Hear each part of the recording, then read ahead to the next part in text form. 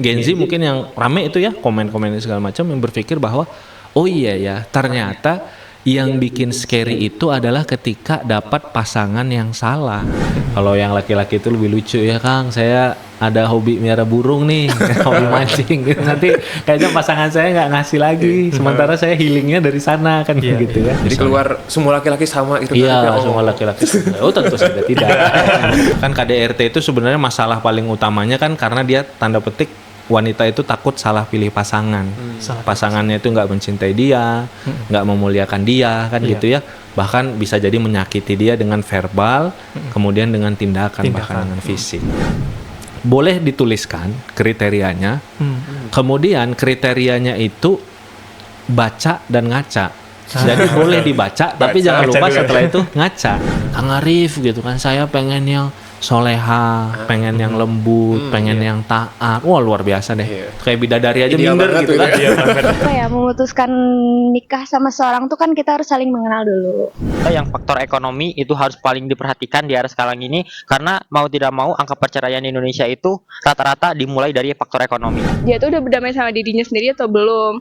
Karena kalau misalnya belum berdamai sama dirinya sendiri, itu bakal jadi gimana ya? Ke pasangannya itu jadi kayak susah aja gitu buat komunikasi. Perceraian banyak itu ternyata juga anak-anak muda yang menikahnya juga masih baru-baru. Why gitu, ada apa? Kita kan perlu menelisik ya, dengan berbagai dinamikanya. Saya pikir ya saya selalu menitipkan, pokoknya kalau ada hal-hal yang tidak cocok, diam dulu, pikirin dulu lebih dalam dulu, introspeksi dulu gitu ya, minta sama Allah. Muda laki, mulai dakwah lewat kolbu. Bismillahirrahmanirrahim. Assalamualaikum warahmatullahi wabarakatuh. Masya Allah, ketemu lagi bareng aku Rizky Rainer dan saya Dava di Muda Laki. Mulai dakwah lewat kolbu. Wah, Masya Allah, spesial nih di episode kali ini. Kita kedatangan tamu yang sangat luar biasa. Mungkin sahabat-sahabat sudah tidak asing lagi. Pasti kalau di-spill nih langsung, siapa ya gitu ya. Betul sekali kan Rizky. Kali ini kita pun juga akan berbincang berkaitan dengan yang tren saat ini. Terlebih lagi ketika jomblo-jomblo atau single lila gitu ya kan Rizky. Itu ya, jomblo itu jomblo. Betul. Kita jomblo juga ya? Betul juga. Iya, berarti kita sama-sama nimba ilmu ya. Masya Allah, luar biasa. Siapa nih kira-kira yang tamu spesial yang hadir di kesempatan mungkin episode kali ini? boleh dulu mungkin ya sama sahabat Muda Laki ini. Siapa kira-kira yang berkaitan dengan jodoh ataupun juga dengan single lila gitu kan Rizky? Iya, terus malam Ahad. Betul. Ya, biasanya kalau yang sahabat-sahabat yang dengerin radio, tentu radio kesayangan, radio MKFM, Inspirasi Keluarga Indonesia. Betul sekali. Dan tentunya Kang Rizky kita coba sapa gitu ya. Ini sudah berada di tengah-tengah kita juga, dan ini luar biasa. Kedatangan tamu yang luar biasa yang tentunya kita akan coba sama-sama gali informasi, gali ilmunya nih Kang Rizky. Iya, kita sedot semua ilmunya ya. Betul. Kalau bisa, apalagi kesempatan yang mungkin kita nanti-nantikan gitu ya untuk Muda Laki, terus juga untuk Rainer dan juga untuk Dava ya. Betul sekali. Dan Alhamdulillah di episode kali ini sudah ada Kang Arif Rahman Lubi. Masya Allah. Kita tahu dulu, assalamualaikum. Assalamualaikum Kang Arif. Waalaikumsalam warahmatullahi wabarakatuh. Kabar baik, kabar sehat Kang Arif. Sehat, alhamdulillah baik sekali. Alhamdulillah, Masya Allah. Seger nih Kang Arif nih. Segar. Masya Allah. Ketemu anak muda segar. Alhamdulillah, Masya Allah. Ya. Dan menarik gitu ya Kang Arif ketika kita berbicara apalagi terkait jomblo, terkait apalagi yang berita-berita yang viral akhir-akhir ini gitu ya, terkait dengan enggannya untuk menikah karena tadi menikah itu menakutkan, terus takut ini takut itu, serba takut gitu ya, David. Betul sekali Kang Rizky, karena akhir-akhir ini pun juga banyak pemberitaan, banyak informasi yang memang ini Kang Arif jadi keraguan-raguan juga nih pada anak muda nih Kang Arif. Dava sama Rizky gimana? Merasakan juga? Sangat-sangat merasakan nih Kang Arif itu ya. Jadi tentunya ada kekhawatiran juga nih Kang Arif. Terlebih lagi pemberitaan-pemberitaan saat ini yang tentunya ini menjadi salah satu hal yang perlu ada perhatian khusus gitu ya Kang Arif ya. Nah untuk anak muda sendiri nih Kang Arif, di awal kita perlu sama-sama juga ketahui Kang Arif, apa yang perlu sama-sama kita perhatikan terkait dengan adanya isu saat ini berkaitan dengan jodoh ini Kang Arif. Iya. Jadi menarik sekali ya kalau kita lihat pemberitaan khususnya terkait dengan pernikahan. Biasa kan anak muda itu ketika dia sudah mulai kuliah, biasa itu selalu ada, kalau dari dulu ya selalu ada dua hal yang dipikirkan gitu. Apakah yang pertama itu maisha atau pekerjaan, usaha, yang kedua itu Aisyah. Setelah Aisyah kan Iya, gitu ya. iya, Aisyah dan Setelah kaitannya dengan ketika dia mulai kuliah atau dia sekolah gitu, dia sudah mulai memikirkan nanti setelah lulus saya kerja apa, kerja di mana, atau usaha di bidang apa. Tapi selain itu dia juga memikirkan siapa yang akan jadi jodoh saya. Tapi seiring dengan perkembangan waktu, sekarang kan Gen Z sekarang ya, anak-anak muda sekarang itu adalah orang-orang yang sangat terpapar informasinya dari sosial media. Jadi seperti banjir gitu kan, ngerasain ya mungkin Harus banyak sekali informasi banyak yang sekali masuk tuh ya. informasi. Jadi yang viral belum sempat selesai, besok Ada udah lagi. ganti Betul. kan gitu Iya, ya. betul. Termasuk banyak berita-berita viral itu terkait dengan pernikahan. Iya. Dan sayangnya pernikahan itu kalau kita lihat berita-berita viral pernikahan, kalau akang-akang yang lihat ya di FYP-nya gitu ya, sosial medianya, TikTok, Instagram, biasanya yang baik atau yang buruk? Kebanyakan yang buruk kan ya.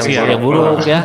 Kalau kita list itu apa? Kaitannya sama perceraian, perselingkuhan, KDRT lah dia. KDRT dan lain sebagainya. Sehingga banjirnya informasi tadi menyebabkan anak-anak muda itu menjadi takut untuk menikah. Sampai-sampai ada hashtag yang lagi rame baru-baru ini ya, marriage is scary. Scary, ya. Pernikahan itu menakutkan. Serem gitu ya. ya. Padahal mereka adalah hasil dari pernikahan orang tuanya. Iya, Itu kan mereka sebenarnya tidak menakutkan. Udah gak ada regenerasi itu ya kalau memutuskan untuk tidak menikah, takut untuk menikah. Padahal dirinya sendiri tuh hasil dari pernikahan. Hasil gitu. dari marriage is happy ya. Mudah-mudahan seperti itu. Tapi kalau kita mungkin ngobrol ya lebih jauh terkait dengan fenomena tersebut, sebenarnya Kang Arif itu menganalogikannya kira-kira gini Kang. Kalau pernikahan itu adalah sebuah perjalanan, misalnya kita naik kendaraan gitu ya. Yang awalnya kita nggak pinter untuk naik kendaraan. Kemudian Gen Z ini terbanjiri informasi dengan berita-berita terkait dengan kecelakaan. Biasanya yang viral kecelakaannya yang biasa atau yang luar biasa? Yang luar biasa Pasti yang luar tentunya. biasa. Yang nauzubillah yang udah kejadiannya yang aneh-aneh kan gitu ya. Makin aneh, makin banyak korban, makin mengerikan, makin viral. Iya. Gitu kan, kalau cuma sekedar mobilnya kepentok dikit, baret dikit nggak mungkin jadi berita dan nggak mungkin viral. Rame, Gitu kan, nggak mungkin rame. Akhirnya apa? Ketika yang didapatkan informasi hari demi hari itu adalah berita-berita tentang kecelakaannya saja, maka menjadi wajar orang itu takut untuk berkendaraan, orang takut untuk berpergian. Maka gimana nih cara diantaranya ya, cara untuk bisa mengelola informasi ini agar kita bisa menyeimbangkan gitu. Yang pertama, kita perlu bicara tentang marriage is happy juga. Marriage is happy. Marriage is happy, bahwa ternyata pernikahan itu banyak bahagianya. Nah yang kemarin itu menarik Kang Dava dan Kang Rizky, bahwa sudah mulai ada konten-konten yang FYP tentang marriage is happy. Salah satunya ada seorang istri yang masih muda juga, dia baru dari aktivitas bareng sama teman-temannya gitu ya, dari luar kota. Kemudian pagi harinya dia kan capek tuh. Kemudian suaminya ternyata ngertiin nih, bilang sama anaknya ya, Bang ikut sama ayah dulu, ibumu itu, mamamu itu butuh me time gitu, butuh waktu untuk sendiri, butuh waktu untuk happy. Bahasa suaminya bahkan, istriku nikmati kemalasanmu, silahkan malas-malasan pagi ini kan, silahkan untuk menikmati me time, dan engkau butuh untuk istirahat hari ini, silahkan. Sehingga orang-orang Gen Z mungkin yang rame itu ya, komen-komen segala macam, yang berpikir bahwa oh iya ya, ternyata yang bikin scary itu adalah ketika dapat pasangan yang salah. Ketika dapat pasangan yang tepat, justru bisa jadi membahagiakan gitu, justru bisa jadi baik. Itu yang pertama. Yang kedua Kang, kalau terkait sama berita, yang perlu kita pahami nih teman-teman Gen Z adalah sebanyak apapun teman-teman nonton berita tentang kecelakaan, teman-teman tidak akan lebih pandai dalam berkendara. Iya kan? Mau sama Kang, saya alumni yang sudah menyelesaikan 2000 video kecelakaan. Gak ngaruh. Iya kan? Karena belum coba juga berarti. Iya, karena belum coba. Nah, gimana cara kita untuk bisa membekali diri kita agar kita lebih siap kan gitu ya untuk melihat pernikahan? Yang pertama tentu belajar. Kalau berkendaraan belajar les kepada guru, kursus. Belajar ilmunya, belajar keterampilannya, bekali diri. Nah, ketika sudah mulai membekali diri, akhirnya biasanya orang ketika sudah belajar naik mobil, dia akan sudah mulai terbayang. Oh, ternyata kalau yang paling bahaya itu adalah di tol. Tol itu kuncinya gimana? Nanti dia udah mulai terbayang. Jadi nggak hanya cerita tentang ketakutan-ketakutan, tapi dia juga justru makin mendalami ilmunya, persiapannya. Kira-kira gitu, Kang. Bahwa ternyata berkendara tidak hanya tentang kecelakaan, tapi happy di jalan, Betul, menikmati perjalanan. menikmati perjalanan. Ketika tahu ilmunya, gitu Ketika ya, tahu Kang Arif ya. ilmunya. Gitu. Iya, betul. Baik ini Kang Arif, tentunya juga di luar sana banyak juga opini-opini dari masyarakat ya Arif, terlebih lagi untuk anak muda juga berkaitan dengan persiapan pernikahan. Nah mungkin kita coba lihat dulu, dengar dulu ini Kang Arif, ada juga dari rekan-rekan kita ataupun juga dari masyarakat berkaitan dengan topik ini. Yuk kita lihat nih.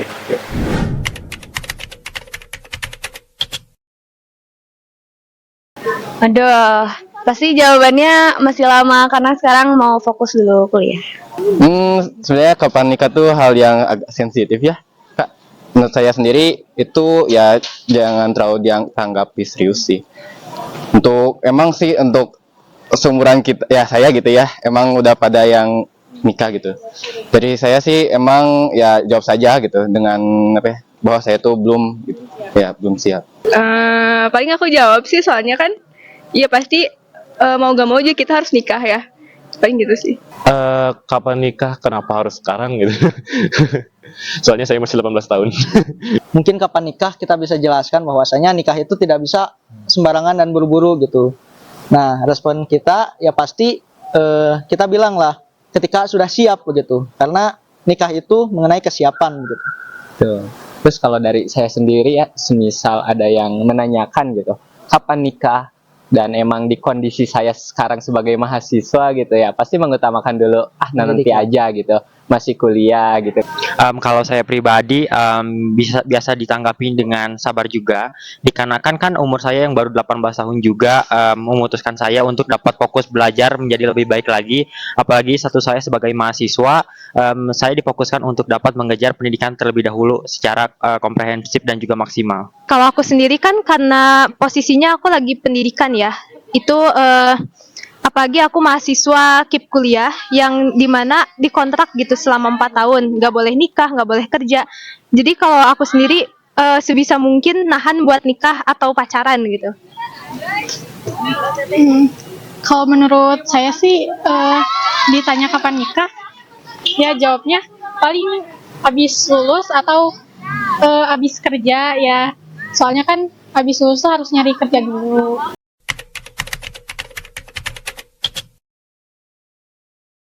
Usia 25-26 kali ya. Sesiap mungkin ya, cuman kalau memang agak ya konkretnya mungkin antara 25 atau 27. Pengennya di usia 25 tahun kayaknya. 29 atau 28. Kalau saya sih target menikah saya tuh di usia 25, karena menurut saya usia segitu tuh emang udah matang tapi belum sematang sedemikian rupa gitu. Cuman ya cukup saja sih.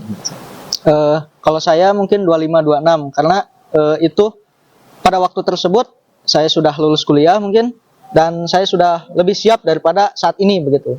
Kalau untuk saya pribadi target menikah itu ada di umur 26 tahunan.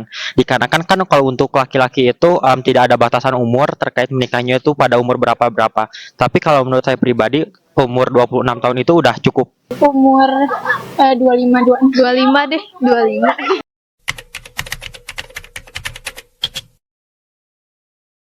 Aduh, mungkin bahasanya bukan pacaran kali ya, tapi kayak lebih ke pendekatan gitu. Karena buat memutuskan nikah sama seorang tuh kan kita harus saling mengenal dulu. Kan kita sesuai ajaran agama ya, karena apapun yang berlawan ya dengan hubungan lawan jenis itu pasti ada batasannya. Jadi menurut saya tuh pacaran tidak.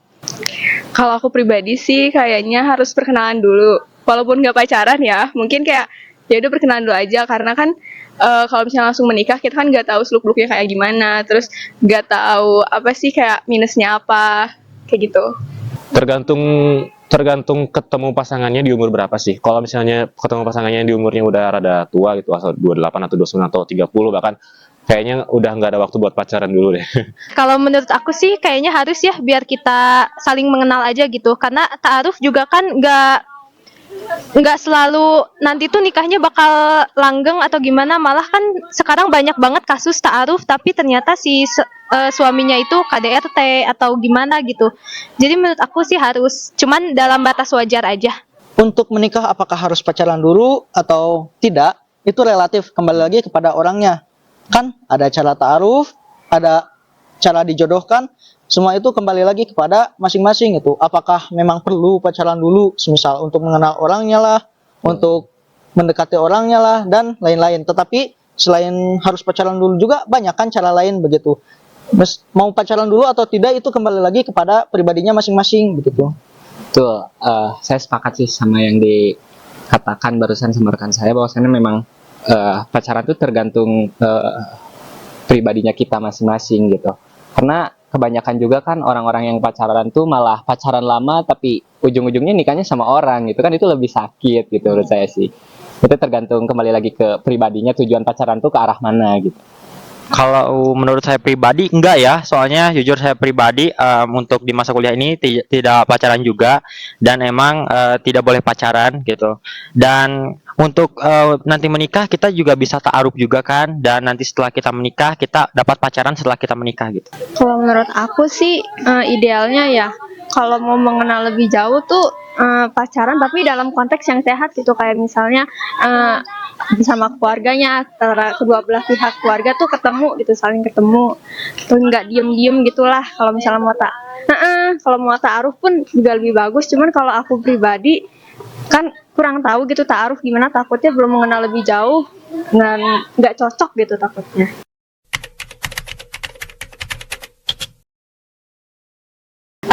Menurut aku kalau misalnya apa ya, siap nikah itu pasti harus dari segi mentalnya harus udah siap dulu, secara apa ya, dia harus dewasa dulu gitu untuk memutuskan akhirnya dia bisa menikah, karena kan menikah bukan keputusan yang gampang ya, itu tanggung jawabnya gede banget. Terus dari segi ekonomi mungkin kayak udah mapan gitu.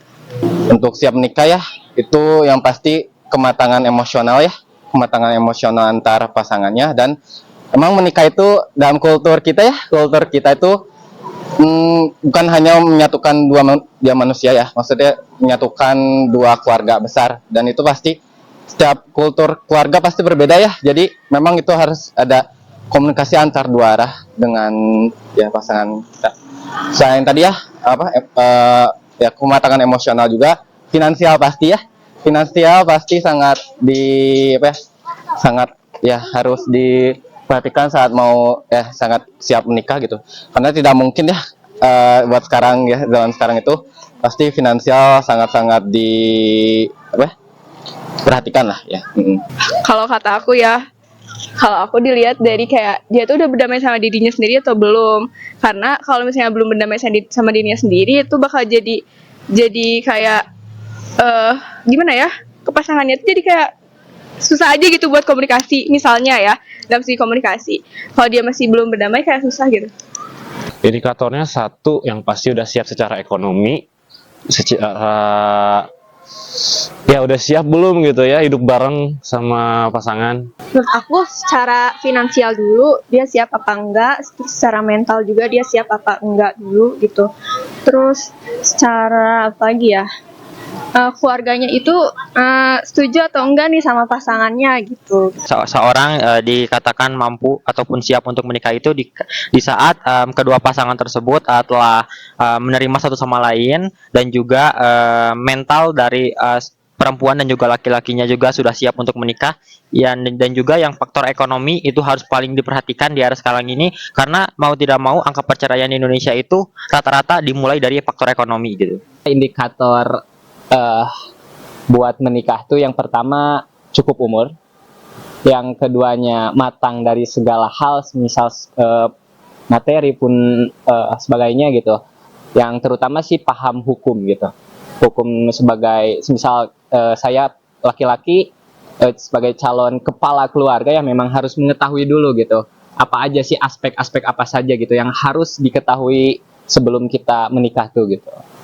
Nah, mengenai umur juga kan sudah diatur bahwasanya dalam Perdata sendiri ya, dalam BW begitu diatur umurnya itu antara 16 sampai dengan 21 tahun. Nah, selain itu juga menikah itu kan bukan cuma untuk 1 hari 2 hari, tetapi untuk seumur hidup begitu. Maka dalam pasal 1 Undang-Undang nomor 1 tahun 1974 menyatakan bahwa menikah itu harus berdasarkan ketuhanan yang Maha Esa dan untuk menciptakan keluarga yang bahagia. Artinya menikah itu harus kita pertimbangkan selain dari keadaan ekonomi, tetapi juga keadaan agamanya begitu. Apakah ilmu agamanya untuk menjalani pernikahan tersebut, menjalani rumah tangga tersebut sudah siap atau belum begitu. Indikatornya itu apa? Kan benar ya, finansial, terus mental juga, kesehatan, sama dari keluarga juga atau dari diri sendiri juga ya. Apa kayak misalkan kita nggak bisa nahan nafsu, jadi makanya nikah gitu.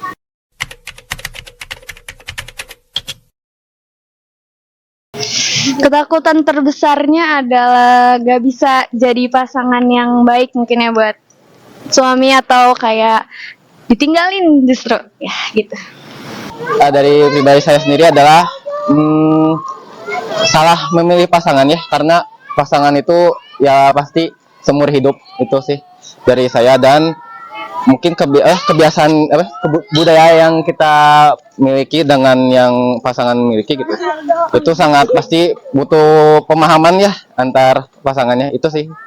Aku takutnya aku nggak bisa nerima orang itu ketika aku udah nikah nih.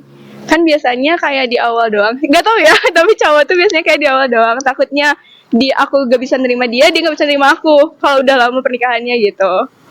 Banyak sih sebenarnya, kayak takut nanti anaknya gimana, kerjanya cukup gak nih gajinya buat menghidupi keluarga gitu. Pokoknya lebih ke faktor ekonomi sih.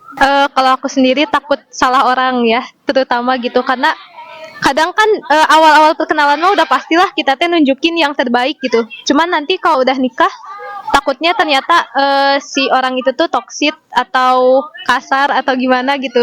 Karena kan aku sendiri punya pengalaman gitu ya. Lebih ke kesiapan saya pribadi sih. Jadi ketakutan saya itu adalah ketika nanti saya mau menikah, apakah saya siap atau belum gitu, lebih ke sana. Kalau dari saya sendiri sih ketakutannya memang karena kita bilang bahwasannya kita siap, padahal di faktanya kita tuh emang belum siap, cuman karena punya pressure dari keluarga atau gimana, kapan nikah gitu. Makanya ketakutan terbesar saya emang takut gagal aja sih gitu menjalankan sebuah pernikahan itu. Apalagi kan kalau menikah mah cukup 1 hari kan, tapi menjalankan dari kehidupan pernikahan itu kan panjang gitu. Nah, kita juga kan itu bukan menikah itu bukan cuman ijab kabul saja, tetapi membangun keluarga yang sakinah mawadah warohmah. Nah, sakinah mawadah warohmah itu kan kita membawa anak orang tuh, anak orang misalkan cewek kan itu. Nah, masa kita tidak bahagiakan gitu. Nah, yang ditakutkan dari saya itu ketika dia telah menikah dengan saya, si wanita tersebut atau istri saya tersebut tidak merasa bahagia gitu, merasa kekurangan terus, dan saya tidak bisa mencukupi apa yang menjadi nafkah lahir dan nafkah batinnya begitu. Kalau aku sih mending persiapin dulu ya sama pasangannya gitu, dibicarain dulu gimana gitu, daripada nanti kalau nikah tuh nggak siap atau malah takut gitu. Ya lebih baik dipersiapkan dulu dari awal gitu, kayak keluarga atau dari mentalnya dia gimana, balik lagi ke pertanyaan awal gitu sih.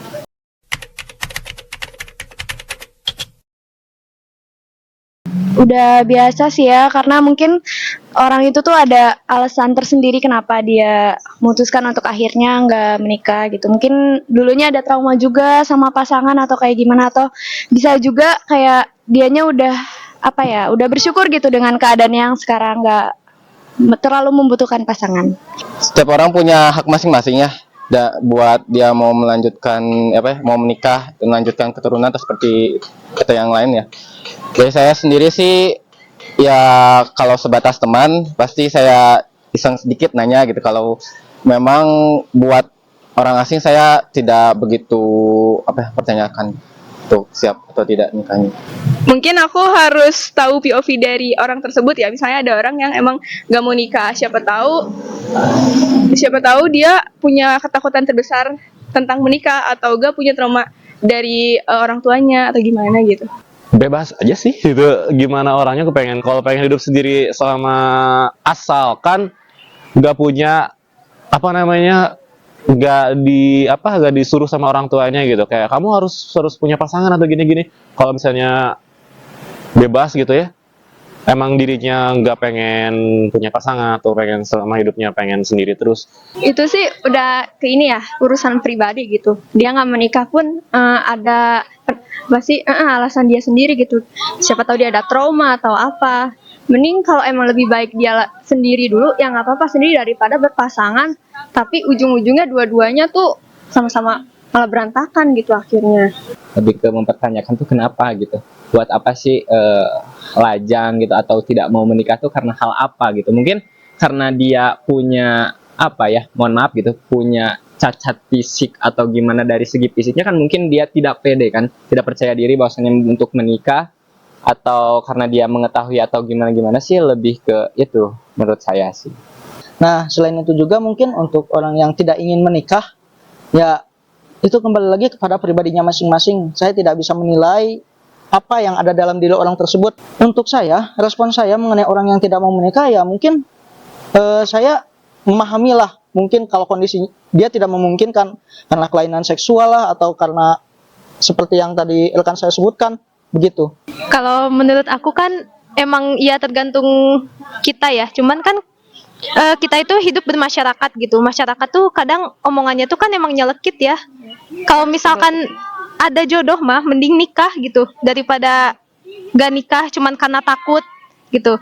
Kembali lagi ya melihat orang-orangnya itu seperti apa.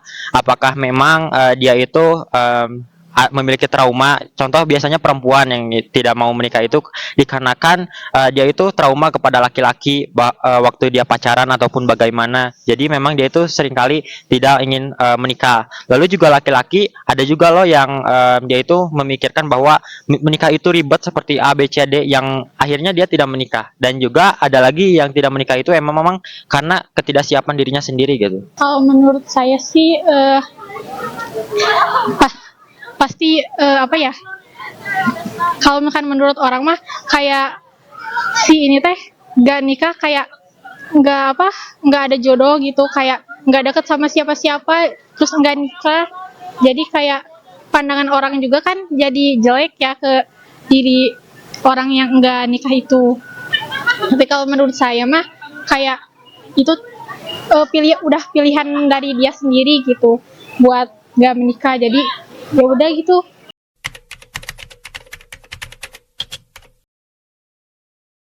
Ya, kalau saya ngelihat hari ini perceraian banyak itu ternyata juga anak-anak muda yang menikahnya juga masih baru-baru. Why gitu, ada apa? Kita kan perlu menelisik ya, bukan hanya di permukaan tapi juga sampai di tingkat hulu. Betul. Salah satunya adalah ternyata ketidakcocokan. Nah, ketika tidak cocokan ini perlu kita flashback apa yang membuat mental anak-anak kita mengambil keputusan cepat bahwa saya tidak cocok deh sama dia, padahal baru 2 bulan, padahal baru setahun gitu ya. Dan itu dipercontohkan oleh dengan pernikahan-pernikahan beberapa orang ya, yang kemudian jadi acuan dan terus menjadi konten hari ini. Kenapa anak-anak kita merasa ya secara mental tidak satu, karena memang tidak disiapin gitu ya. Memang diperlukan penyiapan, menerima, diterima kan. Terus bagaimana menghadirkan hubungan sejiwa dengan hari ini anak-anak disuguhin literasi dengan scroll 5-10 detik tidak terjadi sebuah deeping, melakukan pengendapan lebih dalam, memikirkan lebih panjang dampak dan buruknya, serta apa yang saya pikir itu hari ini kita mendapatkan tantangan itu, kita sebagai orang tua, saya nih ya, sebagai orang tua yang anak-anaknya juga di usia pernikahan dan memang sudah menikah 5 gitu ya. Ya 5 dengan berbagai dinamikanya saya pikir ya saya selalu menitipkan pokoknya kalau ada hal-hal yang tidak cocok diam dulu, pikirin dulu lebih dalam dulu, introspeksi dulu gitu ya. Minta sama Allah. Nah, terus kemudian juga kita juga perlu tahu bahwa anak-anak kita ini itu dengan volatil ya, dengan dunia yang cepat ini, mau tidak mau anak-anak kita ini kadang-kadang juga digiring kepada satu situasi egoisme, mementingkan diri sendiri karena tuntutan cepat tadi. Kecepatan ini menuntut kita untuk lebih cepat lagi dan kadang-kadang cepatnya ini tidak lihat kiri dan kanan. Semuanya pengen cepat, semuanya pengen cepat nyaman, semuanya cepat kayak gitu-gitu. Padahal kita sudah melihat bahwa proses itu tetap dibutuhkan. Hubungan sejiwa itu dibutuhkan, nggak mungkin itu yang namanya sejiwa itu kita lihat Nabi Ibrahim dengan Sarah dengan Ibunda Hajar itu kan bertahun-tahun mereka berpisah tapi ngeblend banget itu terhadap tujuan sebuah peradaban gitu ya. Saya pikir ini harus menjadi kita ya introspeksi sebagai orang tua nih. Volatil, uncertain, tidak pasti, kompleks gitu, dari mana ngurainya gitu ya, dan ambiguitas situasi ini juga kadang-kadang mempengaruhi kita untuk bersikap lebih wise, dan untuk lebih wise ini dibutuhkan ilmu, pengalaman, dan pendampingan dari orang-orang bijak di sekitarnya. Ayo jadi ibu yang bijak dong. Tentunya juga dengan adanya itu pun ada ilmu, ada hal yang perlu diperhatikan juga. Betul. Ini ada beberapa hal yang tentunya menjadi persiapan ini penting gitu ya Kang Arif ya. Persiapan seperti apa sebenarnya Kang Arif yang perlu disama-sama dipahami juga ini untuk anak muda terlebih lagi yang akan memulai begitu. Iya, jadi kalau ada peribahasa Arab ya, yang kalau kita artikan dengan bahasa kita, kira-kira manusia itu menjadi musuh bagi sesuatu yang tidak diketahuinya. Iya. Bagi sesuatu yang tidak diketahuinya. Jadi kita itu umumnya manusia ini takut kalau malam-malam kita lagi camping, gelap gitu kan, kita misalnya mau ke sungai gitu ya, ngambil air, mau ke belakang, mau ke air, kemudian tiba-tiba ada suara, ya kan, ada suara mengerikan apa segala macam. Ternyata kalau misalnya pagi hari kita tahu itu ternyata musang atau misalnya tupai, kita nggak takut, ya kan? Karena tahu Ya, karena nggak tahu ada ya. suara-suara apa. Ternyata kalau setelah kita tahu itu adalah daun-daun yang sedang bergesekan, kita nggak takut. Kenapa kita takut? Karena gelap. Kenapa nggak takut? Karena nggak jelas itu apa kan gitu ya. Jadi sesuatu itu sebenarnya ketika kita makin tahu ilmunya, sebenarnya kita lebih bisa membayangkan. Bukan tanpa resiko, bukan tanpa ujian. Sama kan kalau Kang Arif menganalogikan gini, Dava dan Rizky ya. Setiap orang itu dalam pernikahannya hampir pasti itu diuji. Coba yang gagal itu kan bukan yang tidak diuji, tapi yang tidak berhasil melewati ujiannya. Gitu. Semua orang mah diuji. Sama kayak kita SMA kelas 3 semuanya kan dapat ujian. Tapi ada yang nilainya 9, ada yang nilainya 5, ada yang nilainya 7. Yang membedakan bukan tentang saya mah nggak mau diuji gitu, tapi tentang bagaimana kita mempersiapkan diri untuk menghadapi ujian. Jadi pernikahan itu sebenarnya bukan tentang kita takut dengan ujian atau menghindari ujian, karena nggak nikah juga teman-teman pasti ujian kan gitu ya. Ujiannya Lebih berat lagi ya kalau nggak nikah, ujiannya kayaknya lebih berat ya kan. Ujiannya ujian jomblo kan gitu. Iya, betul. Ujian ditanyain kapan nikah, gitu. Apalagi momen-momen lebaran ya, Dap. Betul. Ngerasain nggak, Dap? Wah, sangat-sangat keras. Gak usah ditanya tuh ya. Aduh. Iya. Betul. Ujian ngelihat truk gandengan aja diuji kan, truk aja gandengan, masa kamu nggak? Betul juga. Jadi ujiannya itu akan terus ada ujiannya ternyata manusia ini. Jadi sebenarnya bukan tentang kita tidak mau menerima ujian atau menghindari ujian, tapi kita bisa melihat bahwa oke, kalau saya nikah ujiannya seperti ini, berarti ini yang perlu saya persiapkan. Jadi yang pertama itu kalau kaitan simpelnya ya, karena Gen Z sekarang banyak dapat informasi itu dari berita viral. Sementara berita viral itu tadi kaitannya itu dengan hal-hal yang sifatnya kecelakaan, menakutkan dan lain sebagainya, maka yang pertama perlu belajar kepada guru.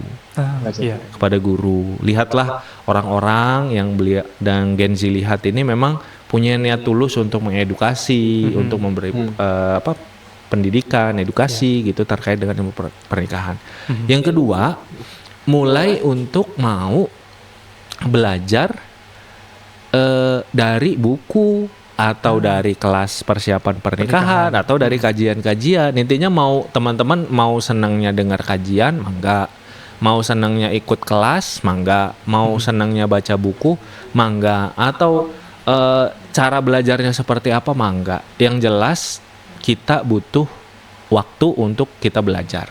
Gitu. Yang ketiga, guru, buku atau kelas-kelas. Yang ketiga, belajar dari orang yang sudah lebih tahu. Jadi orang-orang berpengalaman. Kadang-kadang kan gini, Kang. Suka lucu ya, ini saya dulu juga kan kayak gitu ya. Kita sama-sama jomblo. Kemudian kita ngebahas dunia pernikahan. Gitu. Itu biasanya topik-topik malam ya. Topik-topik malam itu biasanya laki-laki udah jam 1 gitu. Jam 11 ke atas kan gitu. Bahas pernikahan, bahas konspirasi. Nanti udah udah malam-malam macam-macam tuh kan ya, eksistensi manusia udah. Tapi biasanya ada nyempil tuh kan pernikahan ya di atas jam 10 malam tuh biasanya. Tapi yang membicarakan pernikahan ini adalah orang-orang yang bertanya dan yang ditanya sama-sama nggak tahu. Sama-sama nggak tahu. Iya. Jadi obrolannya ngalur ngidul, cuma belum ada yang punya pengalaman. Akhirnya ngayal. Gitu kira-kira kan. Belajar dari guru, belajar dari buku atau dari kelas, dan belajar kepada orang yang sudah berpengalaman, lebih tahu. Iya. Oke, Kang Arif, selanjutnya kalau mungkin tadi takut pernikahan tuh karena takut pilih pasangan yang salah. Ada juga yang beranggapan ketika nikah tuh kebebasan itu terenggut, yang biasanya hobi futsal, main game sepuasnya. Ini kalau menikah tuh jadi kayak kebatasi gitu. Kang Arif, itu fenomena seperti itu bagaimana Kang Arif? Iya, memang cukup banyak ya Kang ya. Kalau perempuan itu khawatirnya ya ketika saya sharing gitu ya di kajian atau seminar atau acara-acara terkait dengan pranikah itu, yang wanita itu takut kalau misalnya dia sudah nikah itu nggak boleh hangout sama bestie kan gitu ya, sama circle-nya, nggak boleh nge-mall bareng. Kalau yang laki-laki itu lebih lucu ya, Kang, saya ada hobi miara burung nih, hobi mancing gitu. Nanti kayaknya pasangan saya nggak ngasih lagi, sementara saya healingnya dari sana kan gitu ya. Atau yang hobi naik gunung tuh, seperti apa. Jadi traveling dan lain sebagainya. Nah, sebenarnya ketika kita menikah itu kan kita sebenarnya menikahnya kan dengan manusia juga ya. Artinya orang tersebut itu punya kebutuhan-kebutuhan terkait dengan rekreasi, kemudian hobi, healing dan lain sebagainya. Yang perlu kita pahami adalah setelah menikah memang kita perlu jadi pribadi yang lebih bertanggung jawab dengan hobi kita. Sebenarnya kan positif ya. Artinya ketika dulu kita belum menikah itu hobi kita itu bisa jadi kita lakukan sesuka hati kita tanpa melihat konsekuensinya terhadap waktu kita. Sesudah menikah kita tetap boleh untuk melakukan hobi, tapi sekarang sudah ada pasangan. Artinya sudah ada orang yang perlu kita jaga perasaannya, orang yang kita bertanggung jawab kepadanya sebagai suami atau sebagai istri kan gitu ya. Sehingga kita butuh untuk komunikasi, butuh untuk bisa lebih membagi dan lain sebagainya. Misal kalau perempuan dia dulu hangout sama temannya bisa jadi dari pagi sampai malam, kalau sekarang mungkin lebih diatur waktunya. Dan sebenarnya ketika kita memang cinta sama diri kita, hal itu kan sebenarnya bagus kan? Iya betul. Iya kan? Ketika kita melaksanakan hobi tapi nggak berlebihan. Kalau mungkin dulu sebelum nikah pengennya main futsal dari pagi sampai malam gitu, atau non-stop gitu kan, atau mancing dari pagi sampai malam gitu. Kalau sekarang mulai dibatasi. Iya dibatasi. Betul. Jadi ada batasan-batasan yang perlu dihadirkan juga gitu ya Kang Arif. Ada hal-hal, karena gini Kang Arif, kalau misalnya saya sendiri gitu Kang Arif, kalau misalnya sudah mulai menikah ini akan terbayang, wah nanti ada batasan-batasan, saya harus menahan diri. Nah, ini seperti apa Kang Arif kalau misalnya kita, apakah perlu ada pengertian juga nih sama pasangannya, atau seperti apa ini Kang Arif? Iya, jadi dalam pernikahan itu kan dalam Islam sebenarnya sebelum kita menikah kita akan berkenalan terlebih dahulu. Nah, termasuk urusan hobi atau bagaimana cara kebiasaan kita mengelola waktu, ini perlu untuk kita obrolin lah gitu, obrolin. Nah, sebelum menikah tentu kalau kita misalnya mau seseorang yang siap untuk jadi suami atau teman-teman yang perempuan nih siap untuk jadi istri, maka teman-teman tentu perlu untuk mengevaluasi juga kan diri ya, dengan kebiasaan saya sehari-hari seperti ini, dengan cara saya mengelola waktu dan melaksanakan hobi saya seperti ini, kira-kira pas nggak kalau jadi saya sebagai seorang suami dan ayah Pas nggak kalau jadi Dua peran berarti ya, Iya, artinya. sebagai istri dan ibu. Sebenarnya pernikahan ini bukan akan menghancurkan atau menghilangkan hobi-hobi yang menyenangkan kita, tapi bahasa saya mungkin kita akan lebih mengelolanya dengan cara yang lebih dewasa, gitu, bertanggung jawab. Artinya kalau dulu kita bisa jadi menikmati main futsalnya dari pagi sampai sore, kalau sekarang bisa jadi hanya 3 jam tapi yang benar-benar berkualitas. Iya. Gitu. Hobi-hobinya. Nah, terus ke depan juga ketika sudah menikah sebenarnya Kang, kita itu bisa untuk melihat hobi-hobi yang bisa kita lakukan itu sebenarnya bersama-sama. Orang itu kan sebenarnya ketika dia saling mencintai, dia kan akan menularkan kebiasaan ya. Yang hobinya naik gunung, jangan dikira dia akan terus naik gunung sendiri. Bisa jadi sekarang Bareng dampingnya. bareng sama istri. Cuma kalau dulu gunungnya yang seram-seram gitu, yang tinggi-tinggi, sekarang yang ringan-ringan lah. Cuma enak. Dulunya makannya Indomie terus, sekarang ada rendang, ada dimasakin lagi ya. sama istri kan gitu. Betul. Iya. Artinya kebebasan ataupun tadi kemerdekaan sebagai yang sebelumnya jomblo gitu Iya. yang belum ada pasangan. Iya. Terus tadi takut, khawatir ketika udah nikah tuh tadi yang biasanya futsal jadi gak bisa futsal karena dibatasin oleh istri misalnya. Terus yang biasanya kalau main game gitu ya push rank terus gitu ya kali biasanya terus dibatasi kayak gitu. Artinya tetap bisa melakukan itu tapi dengan porsi dan manajemen waktu yang pas begitu ya berarti. Iya, yang lebih dewasa. Menikah itu kan sebenarnya kalau kita menyikapinya dengan tepat itu memang tanda petik akan mengeluarkan kita dari zona nyaman yang nggak baik kepada sesuatu zona baru yang lebih baik sebenarnya untuk diri kita. Gitu kan. Masalah kebebasan gitu Kang Arif, kalau tadi tetap bisa melakukan dari yang sebelumnya misalnya belum nikah, pas sudah nikah juga masih bisa dilakukan dengan porsi manajemen waktu yang juga tadi sudah ditentukan antara komitmen pasangan laki-laki ataupun perempuan. Iya, betul. Tapi ada kasusnya gini Kang Arif, ketika sebelum nikah itu udah ada di zona nyamannya gitu ya, ini gak nikah juga kayaknya bahagia gitu. Dan memutuskan ngapain itu nikah, malah nambah-nambah ribet, nambah-nambah pikiran gitu. Menyikapi kalaupun pertanyaan-pertanyaan dari lingkungan gitu, sekitar dari teman-teman itu, kalau saya ngejawabnya harus gimana gitu ketika sendiri aja udah nyaman, ini nikah malah nambah ribet gitu. Nah, ada istilah gini ya, sendiri aja bahagia. Apalagi berdua. Jadi memang waktu kita lagi bareng sama teman-teman ya, mungkin teman-teman yang muda, yang Gen Z ya, ketika bareng sama teman-teman mungkin dalam obrolannya terkait dengan nyamannya hidup gitu ya, cara mengelola hidup, mungkin akan mendapatkan saling obrolan, saling sharing gitu. Oh, kita ini udah nyaman ya. Hidup sendiri juga udah nyaman gitu kan. Sekarang mah mau aman-aman aja, baik-baik saja gitu kan. Kuliah baik, pekerjaan alhamdulillah baik gitu ya. Hidup juga sehat gitu ya, aktivitas hobi dan lain sebagainya sehat. Nah, ini seperti apa? Nah, akan terasa Kang terkait dengan bahwa sebenarnya kenyamanan ini, kalau bahasa Kang Arif ya, sebenarnya kenyamanan semu. Kenapa gitu kan? Semu ya. Kenyamanan yang semu gitu. Ketika sebenarnya kita keluar dari zona circle kita yang awalnya zonanya sama-sama pertemanan, sama-sama Gen Z. Ketika kita nanti masuk ke zona keluarga inti, orang tua, keluarga besar, tante, uwa, kakek nenek gitu kan, atau lingkungan yang lebih luas yang dimana orang-orang umum, bukan hanya circle kecil kita, nanti baru kita sadari ternyata circle yang luar tadi, circle yang lebih besar tadi itu bertanya tentang kenyamanan kita. Kok kamu umur sekarang belum juga mikirin nikah, kan gitu ya? Yang awalnya kita pikir kan nyamannya itu baik-baik saja kan, ternyata di circle yang lebih luas nyamannya kita itu tidak baik-baik saja. Berarti wajar dong kalau kita berpikir ulang kan tentang kenyamanan kita. Bener nggak ini nyaman ini? Benar kita rasakan nyaman, benar teman-teman kita rasakan nyaman, tapi benar nggak ini nyaman yang positif atau nyaman yang toksik? Kan gitu, betul, toksik.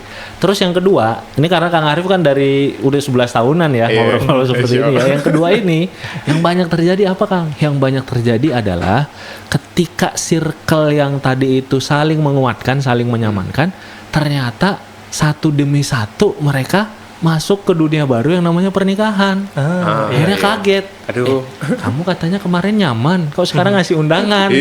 Kamu nyaman kok ngasih undangan? Tiba-tiba gitu ya. Tiba-tiba lama-lama yang dulu circle kita misalnya berlima kan saling menguatkan. Nggak apa-apa lah kita kayak gini, nyaman ya, nggak apa-apa lah bro, pokoknya saling jaga kan gitu ya. Sama yang perempuan kan pokoknya kita saling bahagia, saling jaga, saling ini. Tiba-tiba menghilang, besok ketika yang perempuan gitu ya, aku mau curhat dong, aduh nggak bisa ini lagi nganterin anak ke sekolah istimewa. Berkurang. Bro, bisa nggak aku nginep di tempat kamu? Nggak bisa, ini kan udah ada anak sama istri baru melahirin katanya kan. Waduh, akhirnya yang tadi ngerasa nyaman tanda petik tapi toksik tadi ya, kenyamanan toksik tadi, akhirnya kita baru sadar ketika circle kita sudah mulai meninggalkan. Jadi ada dua kesadaran Kang tadi Kang, ketika kita ngobrol dengan circle yang di luar Gen Z, ternyata orang-orang mempertanyakan kenyamanan kita ya, kenapa nggak mikirin. Yang kedua adalah ketika teman-teman kita tadi yang saling menyamankan ternyata berpindah juga dunianya ke dunia pernikahan. Nah, betul-betul nih Kang Arif. Tapi kini Kang Arif, kalau misalnya saya gitu Kang Arif, melihat juga nih Kang Arif, ketika sudah menikah tuh ada pikiran-pikiran, aduh, kalau misalnya sendiri aja ekonominya masih seperti ini, kalau misalnya berdua, gimana lagi gitu. Gimana? Nah, keamanan finansial sendiri ini seperti apa nih Kang Arif? Ya, ini menarik ya. Memang kalau ini khas laki-laki, khas laki-laki. Yang paling overthinking biasanya masalah itu kan. Iya, overthinking laki-laki biasanya seperti itu ya. Jadi yang pertama yang perlu kita pahami adalah ketika kita sendiri, laki-laki nih ya, bahasanya sebagai ketika kita sendiri, ini Kang Arif juga dulu ngerasain. Ketika kita sendiri, memang dari sisi tanda petik kenyamanan kita hidup, kalau kita sudah punya gaji atau hasil usaha, itu kita mendapatkan level kenyamanan dan ketenangan yang tinggi gitu.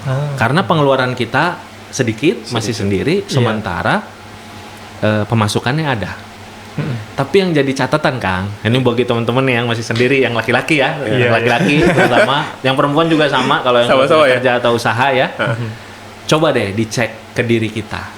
Apakah hal-hal terkait dengan finansial kita itu semakin baik? Contoh, apakah kita sudah mulai memikirkan kita punya aset berupa rumah, atau kita memikirkan tentang bagaimana kita nabung untuk kita pendidikan dan lain sebagainya? Biasanya nggak terlalu Kang. Kang Arif dulu ngerasain. Jadi gajinya lumayan, kayaknya pengeluarannya dikit, tapi uang kok nggak kumpul-kumpul. Gitu. Asa, kemana ini kan gitu ya? Kayaknya hidup kita itu nyaman tapi kayak kurang menantang gitu Kang. Tapi uangnya habis juga, kayak nguap gitu kan, nggak ketahuan gitu dicek. Nah ternyata setelah menikah, memang bukan kenyamanannya atau tanda petik kesantaiannya yang meningkat, tapi kita tanda petik ada dalam kondisi di mana kita itu bisa berpikir lebih panjang, lebih jauh, lebih visioner, gitu. Ini saya sudah nikah, saya seorang kepala keluarga. Bagaimana saya mulai mengatur sama istri keuangan untuk memikirkan tentang rumah kami, bagaimana memikirkan tentang pendidikan anak-anak dan lain sebagainya. Artinya sebenarnya khususnya bagi laki-laki ya, nanti akan terasa bahwa kenyamanan dan kenikmatan hidup kita itu bisa jadi kenyamanannya berkurang, tapi kebahagiaannya itu meningkat. Kenapa? Karena kita dapat merasa nilai hidup kita itu lebih berharga Kang. Kalau dulu kerja kita bingung juga kadang-kadang, ini kerja buat apa? Saya udah cukup misalnya. Ngapain akhirnya? Dengan gaji saya misalnya ya, dengan karir saya seperti ini juga udah cukup semua. Terus saya ngapain untuk meningkat lagi kan? Pertanyaannya, ketika nanti akhirnya punya istri, punya anak, kita akan mendapatkan panggilan itu. Gitu. Akan ada alasan-alasan kuat yang membuat kita itu bahagia. Dan kalau menurut saya memang itulah nanti Allah Subhanahu wa taala memang memberikan kelebihan pada suami itu dari sisi bahagia dengan qawamnya, dengan tanggung jawabnya. Gitu. Jadi kita bahagia, kayak kalau kita cinta sama orang tua, kita kan bisa jadi lebih bahagia kan, raktir orang tua kita ke tempat makan yang enak, Betul. ngelihat orang tua kita bahagia daripada kita makan sendiri.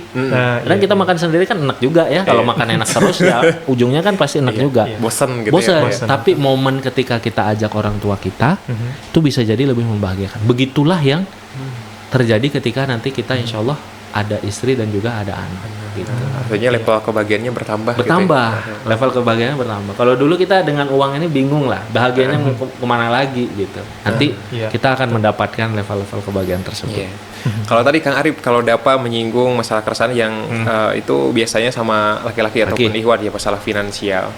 Lalu ada yang mungkin yang menjadi overthinking, entah itu sama laki-laki atau perempuan, ini masalah ngapain nikah sama diri sendiri aja belum selesai kayak gitu. Itu apakah emang benar harus selesai dulu atau parameter selesai itu seperti apa gitu Kak Arif, ketika kita memutuskan untuk nikah itu harus selesai sama diri sendiri dulu gitu. Iya, betul.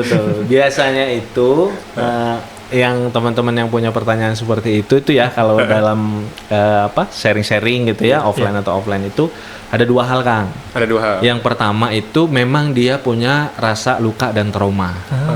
Beliaunya.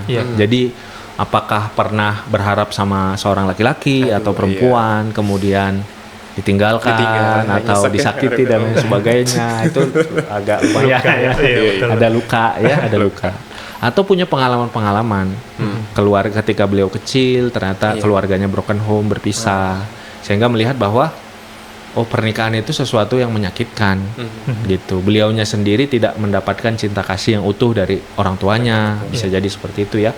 Atau keluarga orang tuanya itu utuh, tapi misalnya ayahnya dalam mendidik itu melakukan kekerasan dan lain sebagainya, sehingga dia sulit untuk percaya kepada laki-laki misalnya ya, untuk bisa berperilaku baik. Jadi misalnya. keluar semua laki-laki sama gitu. Iya, semua laki-laki. Tentu saja tidak.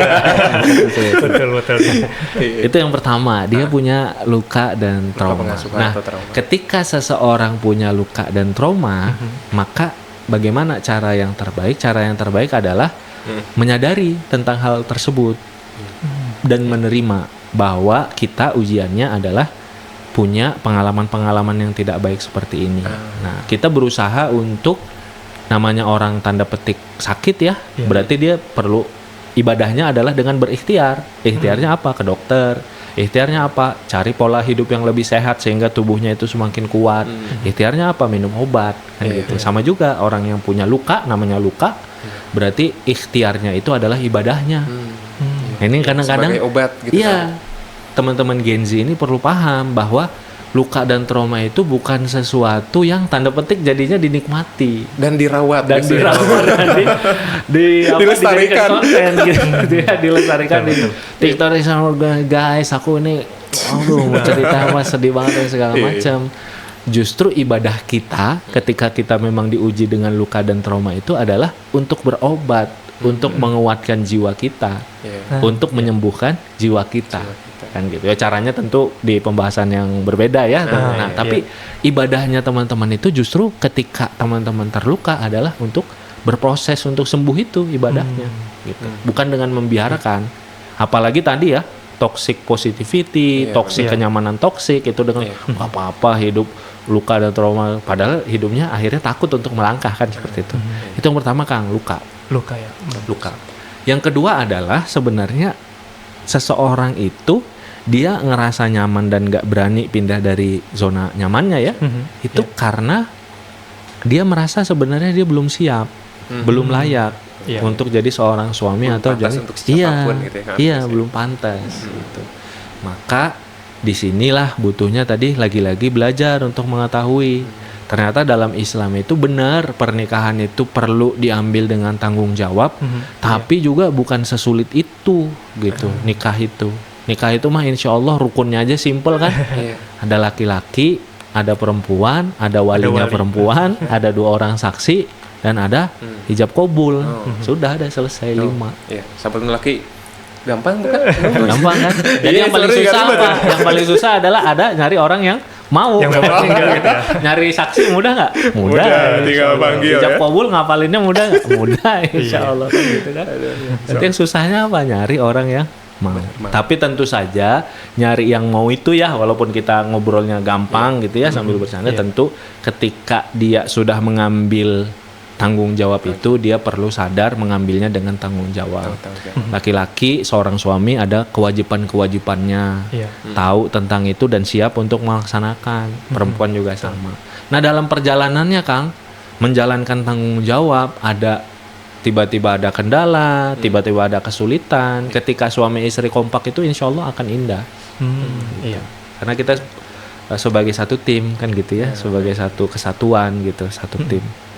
Tapi begini Kang Arif nih, kalau misalnya dilihat juga akhir-akhir ini pun juga marak begitu, lebih kepada sisi perempuannya nih Kang Arif. Iya. Terlebih lagi ketika ada pemberitaan bahwa ada KDRT gitu.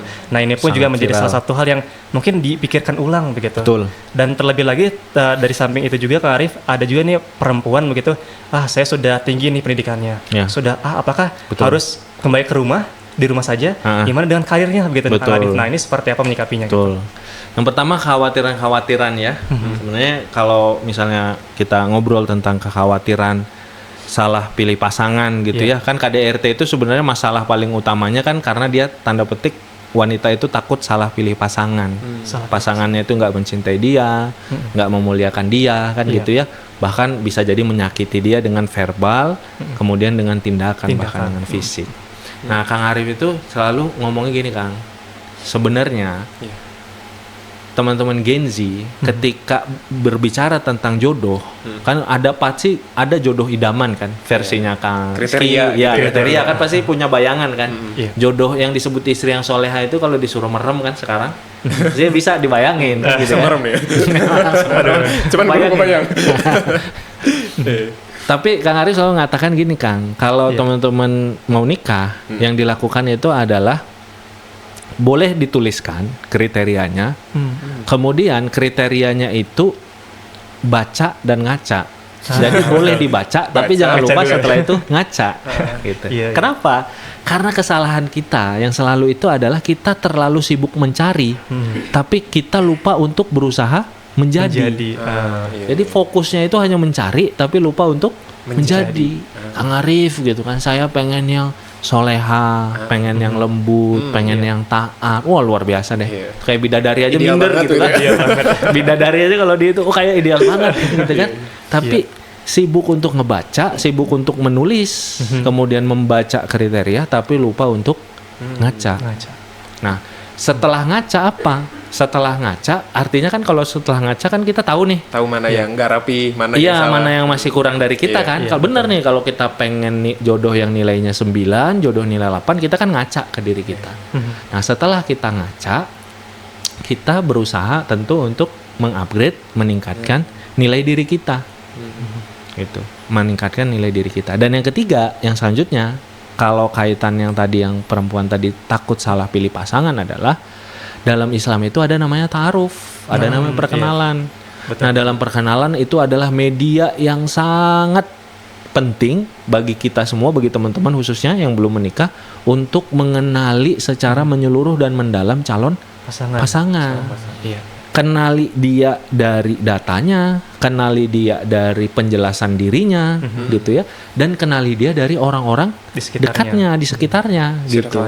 Circle-nya. Karena biasanya kalau kaitannya tadi Kang, misalnya kita langsung contohnya kaitan dengan KDRT, itu seseorang itu ketika melakukan tindakan kasar, penyiksaan dan lain sebagainya, itu bisa ditrace ketika dia kecil, ketika dia remaja, bagaimana pola hubungannya dengan orang-orang sekitarnya. Bener nggak dia ketika di sekolah kalau marah gimana?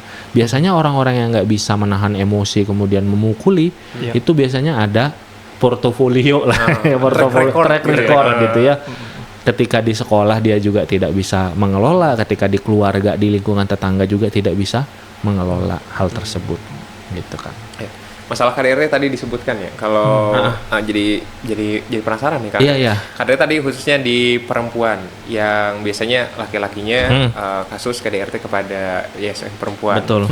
Sebenarnya ada gak sih justru sebaliknya begitu Kang Arif, justru KDRT-nya itu perempuan terhadap laki-laki gitu Kang Arif? Ya ada aja. Ada aja KDRT yang dilakukan oleh si perempuannya ketika dia emosi, cemburu dan lain sebagainya kepada laki-lakinya ada saja. Tapi ya yang jadi catatan tadi, sebelum kita sibuk mencari, kita berusaha menjadi dulu. Jadi artinya kita berusaha untuk mengupgrade diri kita, dan yang jangan lupa adalah ketika dalam proses memilihnya itu memang dalam Islam sebenarnya disediakan wadah atau proses yang namanya ta'aruf atau perkenalan. Nah, itu gunakanlah sebaik-baiknya untuk kita mengenal dan memilih calon pasangan kita. Ta'aruf menjadi salah satu media begitu Kang Arif ya. Tapi kalau misalnya kebanyakan orang begitu, kebanyakan anak muda sekarang, wah masa cenah baru juga dekat sebentar udah langsung meyakinkan. Bahkan yang panjang gitu ya, yang sudah berpacaran gitu, dalam artian ini juga masih perlu pertimbangan. Nah, ini bagaimana meyakinkan juga ini Kang Arif? Jadi kan sebenarnya gini ya, ketika seseorang itu dia berpacaran, apakah pacarannya berapa tahun paling lama Kang? Misalnya pacaran 25 tahun misalnya. Kalau 50 tahun kan kakek nenek ya. Udah masuk ini. Ya, misalnya seorang berpacaran bertahun-tahun lah, dianggap ya 1 tahun atau 2 tahun. Sebenarnya kebayang kita Kang, aktivitas misalnya lah pacaran selama 2 tahun, aktivitasnya itu apa saja sih? Ya, kalau orang mengatakan Kang saya mah pacarannya sehat lah gitu kan, nggak aneh-aneh, nggak sampai nggak sampai zina dan segala macam. Aktivitasnya apa sih? Aktivitasnya kan paling keluar hari Sabtu atau hari Minggu kan gitu ya, kemudian nonton bioskop, kemudian makan bakso dan lain sebagainya. Kira-kira 1 tahun itu kan 52 pekan ya. Berarti kalau 2 tahun anggaplah 100 kali pertemuan lah mereka ini kan. Kira-kira apa yang bisa didapatkan perkenalan dari orang 100 kali nonton bareng dan makan bakso bareng? Paling dapatnya tentang makanan kesukaan, favorit, kemudian tema-tema obrolan yang ringan kan gitu ya. Kemudian mungkin ngobrol tentang keluarga dan lain sebagainya, itu ada cita-cita dan lain sebagainya. Nah, pertanyaannya yang selanjutnya adalah bagaimana kalau itu kita ubah jadi sesuatu yang pengenalannya kita bisa lebih mendalam, tapi dengan cara-cara yang diridhoi oleh Allah Subhanahu wa taala. Ada keberkahan. Ada keberkahan di sana. Jadi artinya pertemuan-pertemuan itu dilakukan, nggak apa-apa pertemuannya boleh beberapa kali, boleh sering-sering gitu ya. Yang penting jangan berduaan karena dilarang oleh Rasulullah SAW. Poinnya itu. Yang penting jangan bersentuhan, bermesra-mesraan, karena belum pantas juga teman-teman untuk bermesraan. Dari sisi keberkahannya belum pantas, dari sisi penjaga perasaan juga akan menyulitkan kalau misalnya sudah terlalu baper, dan akhirnya ngambil keputusan itu kan jadinya nggak rasional, nggak fair lagi kan. Padahal yang mau kita cari ini adalah orang yang terbaik untuk jadi pasangan hidup kita dan ibu dari anak-anak kita atau ayah dari anak-anak kita. Tapi ketika kita sudah terlalu baper, terlalu sayang, terlalu cinta, akhirnya keputusan itu sudah lagi tidak sehat, tidak rasional. Berarti menarik tadi ketika dalam proses ta'aruf kita jangan terlalu melibatkan hati dulu gitu ya. Jadi kalau dalam ta'aruf itu yang saya pahami Kang, itu setidaknya ada 3 yang perlu untuk mengambil keputusan iya atau tidak, dia baik atau tidak, itu ada 3. Yang pertama itu adalah rasionalitas. Karena teman-teman mau secinta apapun sama laki-laki nih, yang perempuan-perempuan ya, mau secinta apapun sama laki-laki, kalau dia kerjaannya hanya main game, nggak mau kerja dan lain sebagainya, cintanya kira-kira kuat berapa lama sih? Iya kan? Benar nggak? Betul. Mau secinta apapun teman-teman laki-laki sama perempuan, tapi kalau kerjaannya itu hanya mau tidur-tiduran, maki-maki, ketus, nggak mau diajak diskusi gitu ya, keras kepala dan lain sebagainya, kira-kira cintanya kuat berapa lama sih? Kan gitu. Berarti yang pertama perlu ada rasionalitas. Orang jadi pasangan kita, jadi istri, jadi ibu bagi anak-anak kita perlu tahu dia kualitasnya baik. Kalau bahasa Rasulullah itu pilih yang baik agamanya, yang mulia akhlaknya. Karena insya Allah secara rasional, secara akal sehat itu akan membahagiakan kita. Yang kedua, perasaan. Boleh untuk melibatkan perasaan gitu. Kita butuh untuk menikah dengan seseorang yang kira-kira kita bisa klik sama dia. Bisa klop gitu ya. Bisa klik, bisa nyambung visinya, bisa diselaraskan visinya, bisa sama treatment tadi, kebiasaan sehari-hari nggak terlalu jauh gitu, bisa klop. Nah, perasaan itu baik untuk ada, tapi bukan satu-satunya. Kalau dalam ta'aruf itu bukan satu-satunya. Dan yang ketiga dalam ta'aruf ini yang luar biasa adalah melibatkan pilihan Allah Subhanahu wa taala. Makanya dalam ta'aruf itu ada musyawarah, kita bertanya ke orang-orang yang kita yakin dia lebih berilmu, punya pengalaman, dan ada istikharah. Jadi lebih lengkap sebenarnya kan. Paket komplit ya. Paket komplit sebenarnya gitu. Tapi memang kadang-kadang memang yang terjadi adalah melaksanakan ta'aruf, tapi tadi ya sebenarnya itu hanya pacaran. Berkedok gitu ya. Atau di satu sisi ta'arufnya juga mungkin dengan kondisi zaman yang sekarang itu terlalu terburu-buru kalau bahasa Kang Arif. Jadi kurang bisa mengenal secara menyeluruh mendalam, belum mencari tahu dari orang-orang dekatnya, gitu kan. Belum sabar dengan proses musyawarah dan istikharah, tapi dia terlalu cepat untuk memutuskan, oke, saya mau sama ini. Gitu. Akhirnya menyesal di belakang. Gitu. Ada 3 hal ya ketika yang harus dipersiapkan ketika tadi ta'aruf. Yang pertama tadi rasional, gitu. Terus juga perasaan. Artinya boleh juga ya, boleh juga perasaan asal jangan terlalu dalam gitu ya.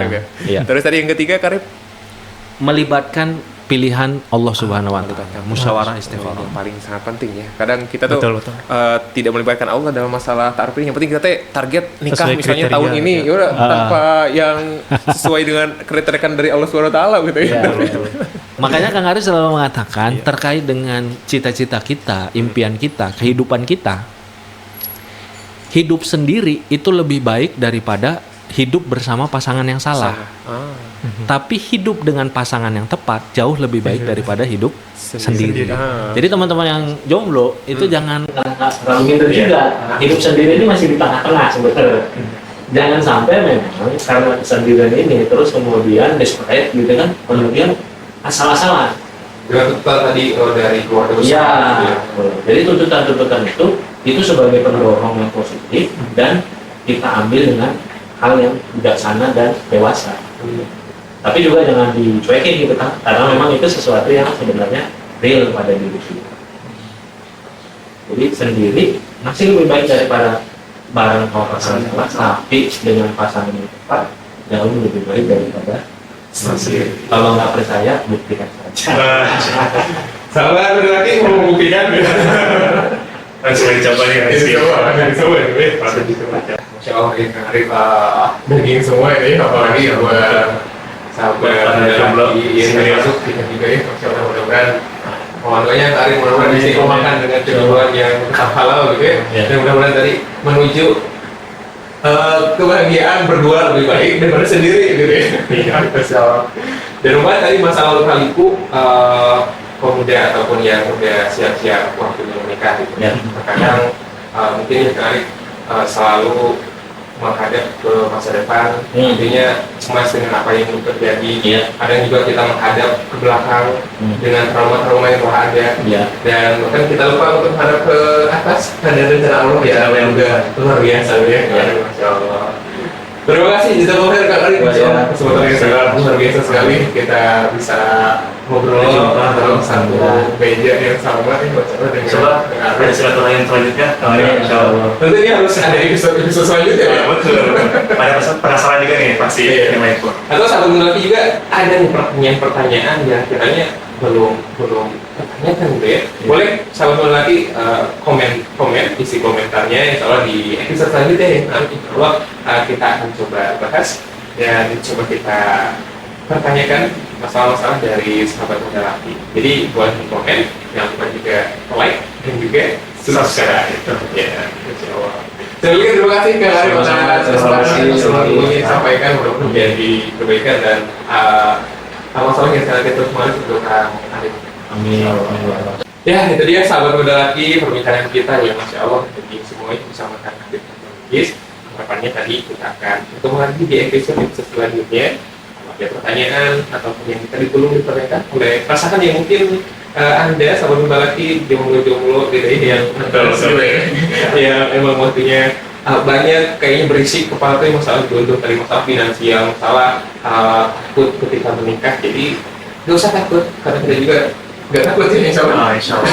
Kalau ada persiapan seperti apa strateginya mungkin boleh juga di komen, kita coba bahas di episode selanjutnya dengan Rizky. Intinya kita harus persiapan ilmu karena menikah adalah ibadah yang paling panjang tadi. Betul. Lalu tadi disampaikan Kang Arif bahwa guru juga untuk kita bisa belajar masalah ilmu pernikahan ini. Jadi ya, sampai ketemu lagi di episode selanjutnya di Muda Laki Mulai dakwah lewat. Wassalamualaikum warahmatullahi wabarakatuh.